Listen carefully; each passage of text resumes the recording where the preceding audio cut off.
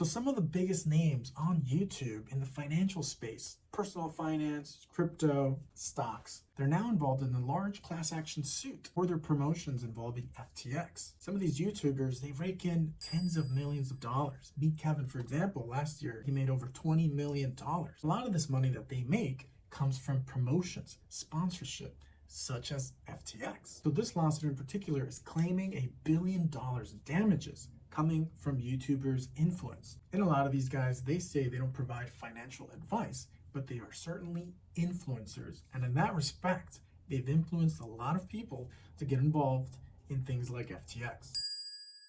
The plaintiff in the lawsuit, Edwin Garrison, he's a private investor from Oklahoma, but he keeps filing lawsuits in Florida. He famously filed lawsuits against top celebrities, but he also filed lawsuit directly against Scam Sam. So this guy's throwing lawsuits left and right, bound to make some money, that's for sure. So this new class action lawsuit tries to get the YouTube influencers to be held responsible for promoting FTX exchange. Here's a screenshot of the lawsuit against Kevin Pathrath, that's Meet Kevin, Graham Stephan, Andrew Jick, Jaspreet Singh, who's in charge of Minority Mindset, Tom Nash, Brian Young, Jeremy, Ben Armstrong, which is BitBoy, Erica Kohlberg, and Creators Agency, which was the managing firm for a lot of these influencers. So the lawsuit alleges that the YouTube influencers took part in a civil conspiracy, in a giant conspiracy with Scam Sam and FTX, of course, by misleading customers and viewers with the false impression that all crypto assets held by FTX were safe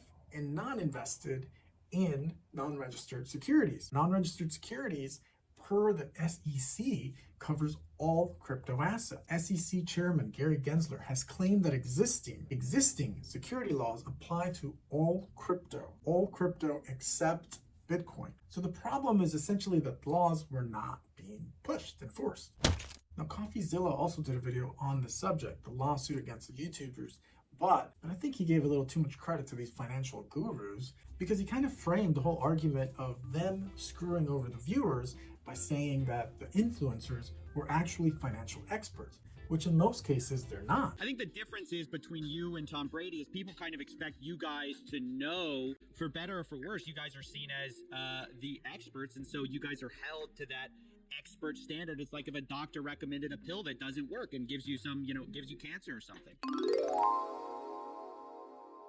They're just guys who started making YouTube videos on personal finance and got a lot of views. These guys didn't roll off of Wall Street or were financial advisors before getting on the YouTube game and making millions off of sponsorships, such as FTX. But otherwise, the Coffeezilla video is excellent, and he has Meet Kevin on there. And you gotta hand it to Meet Kevin. He does the whole interview while driving in the rain.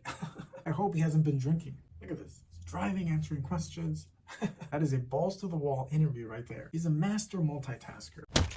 Lawsuit says FTX paid defendants handsomely to push its brand and encourage their followers to invest.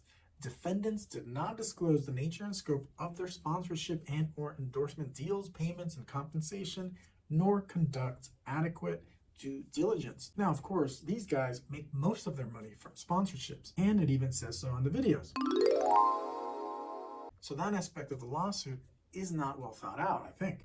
Now, Ben Armstrong, BitBoy, actually, he should not be in the lawsuit because not only was he anti-Scam Sam, he was also anti-Solana, but he actually went all the way to the Bahamas to try to confront Scam Sam himself and his parents. Supposedly, he even got kicked out of the apartment compound or the condominium compound because either Sam or the parents called the security guards on him. So obviously this guy pushes crypto, but he certainly doesn't deserve to be on this lawsuit. At least I don't think. Ben Armstrong, aka BitBoy, did tweet out that he is countersuing. He says, countersuit coming, lawyers in this case can't possibly be more stupid. He said he never had contact with anyone at FTX and never even had a referral link. On top of that, every time someone signs up using their code, you get another little slice of the pie. I will say though, a lot of the YouTubers did delete their clips, their videos that promoted FTX. On top of that, the whole deleted channel of Millennial Money, which does look a little sketchy. And also, a lot of those guys haven't even apologized to their own viewers. That's the thing, their own viewers who made them rich by watching their video. They were the very people that got scammed by FTX.